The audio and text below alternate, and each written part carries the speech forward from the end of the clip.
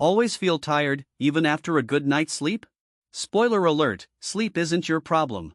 Here's what's actually draining your energy. Number 1, constant stress. When you're stressed, your brain is always in fight or flight mode. This uses up your energy fast, leaving you drained. Quick fix.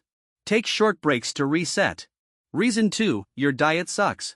Eating too much sugar or processed food makes you crash. Swap junk food for healthy snacks. Energy problem solved. Number 3, not enough sunlight. Lack of sunlight messes up your internal clock. Step outside even for 10 minutes, instant energy boost. Reason 4, too much sitting. Sitting all day slows blood flow, making you sluggish. Move around more often, your body wakes right up. Reason 5, dehydration.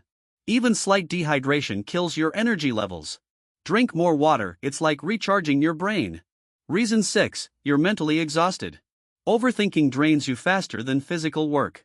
Try meditation or journaling, your mind needs rest too. Here's the bottom line, your lifestyle, not sleep, is making you tired.